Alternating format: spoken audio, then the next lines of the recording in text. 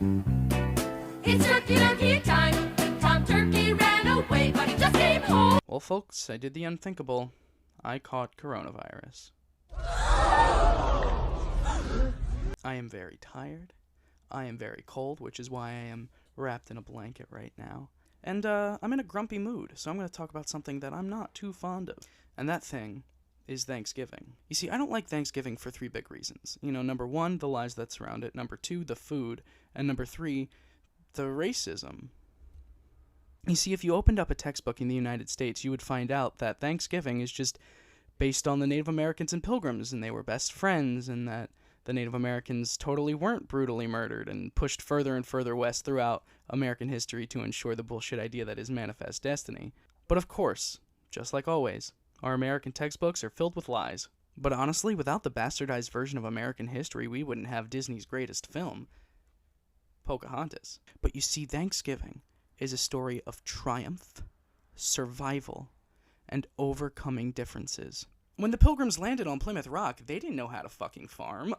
I mean, come on, why would you expect settlers to know basic survival skills? It's not like that would be important in 1621 or anything. So they had the local native tribe help them learn from the land. Despite the very evident language barrier, they were able to communicate so well, they ended up sharing a nice meal with all of the crops they had grown, like mashed corn and gooseberries, and everyone's favorite Thanksgiving food, lobster. In the United States, we all learned the name of one specific Native American who helped with Thanksgiving, and that's Squanto. But the thing is, that's not his real name. His name was Tisquantum, and if we couldn't even get that tiny fact right, how can we be expected to get anything right about Thanksgiving or American history in general?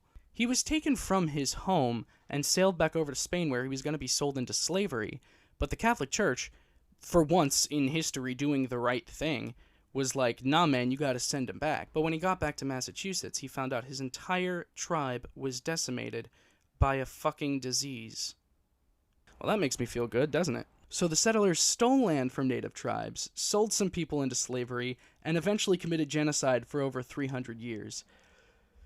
So I think it's pretty reasonable that I don't want to celebrate one day of peace between the oppressed and the oppressors from over 400 years ago. It wasn't until 1863 when radical far-left president and spokesperson of the Republican Party, Abraham Lincoln, said, hey, maybe everybody should just celebrate Thanksgiving here in the United States. I think that'd be a good idea. You know, the Abraham Lincoln who emancipated all the slaves but still didn't believe they were equal to the white man. Yeah, that Abraham Lincoln. Which brings me to my most controversial take about Thanksgiving. But I fucking hate the food.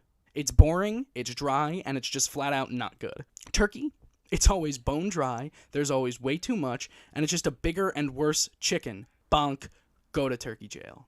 Stuffing? Oh, you mean wet bread that's been shoved inside a turkey's ass for hours to cook? No thanks. Gravy? Well, I think you shouldn't be allowed to drown your meat in stuff and pretend that it's good. I'll pass. Cranberries? I'd rather have gooseberries. Peas? Gross. Corn? Keep it on the cob, and you've got a deal. I gotta admit, there are some good foods. You can't go wrong with mashed potatoes, green bean casserole is fantastic, and mac and cheese? Pfft, thank you, please. The problem with these three Thanksgiving foods that I happen to really enjoy is I can eat them any time of the year, and they have no association to Thanksgiving. So what makes Thanksgiving special? Well, I know that Thanksgiving is special to some people because they get to spend it with family, and it's a real happy occasion. But I think spending time with family on Thanksgiving is the absolute worst part of it. And don't get me wrong, I love my family, but the last thing I want to do is go to some relative's house that I don't really know, have to listen to conspiracy theory rants about how the election was full of fraud and that Democrats are eating children, and be polite to my blatantly racist family members. That doesn't sound like a fun holiday to me. Many Americans are willing to risk their grandparents' lives this year, including Canadian bigot and American political expert Steven Crowder. Crowder recently tweeted, "As for me and my house, we will celebrate Thanksgiving. We will have a house full of family, friends, and kin. We will give thanks together, pray together, make merry with grateful and joyous hearts. This is now rebellion." No, it's not, Steve. This is you prematurely killing off your old and immunocompromised family members and not being able to out-eat your crappy uncle while he stares you in the eyes and says exactly what we're all thinking. You're a little bitch. Change my mind. Alright, I'm done complaining. What part of Thanksgiving is most repulsive to you? The whitewashing, the food, or the racism? Let me know in the comments down below. Don't forget to click like if you liked the video and subscribe if you want to see more content from me. I'm Connor McDowell. I'm going to go back to sleep, and I'll see you next time.